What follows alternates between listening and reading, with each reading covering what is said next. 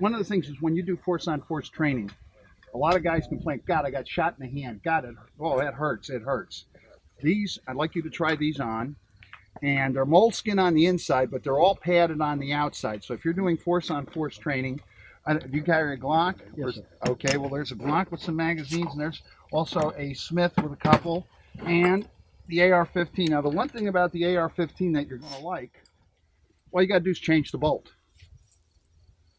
Now, the bolt is, the headspace is offset so that if a live round winds up in there, it will not fire.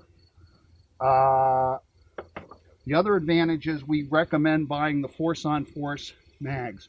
As you can see, they're transparent. So the range officer, like Sergeant Sharon here, he would be giving out, and he can, just by looking at it, he can tell that there's no live ammo in there.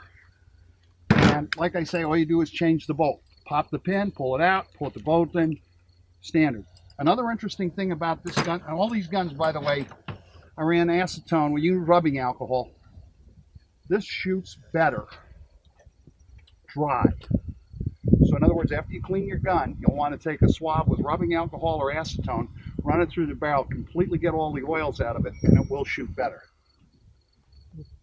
And the other thing is a knife for $24.95. You put the marking fluid, which is the same as in the cartridge, on this blade. So if you're doing training, and so if somebody gets hit too hard, you're not going to get hurt.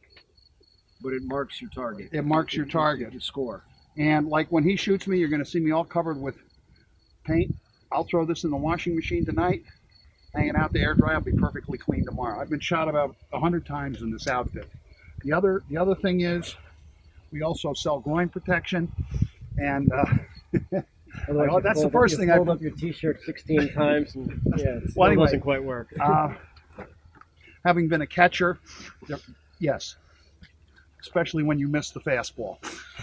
One of the things about this paint material is that it never dries. So unlike some, there are 3 competitor products out there: Simunitions, UTM, and Force on Force.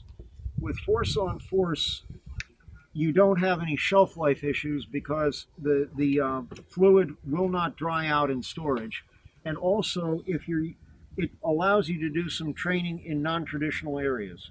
This spring, Brick Township, after some of the news reports, Brick Township wanted to do training in a movie theater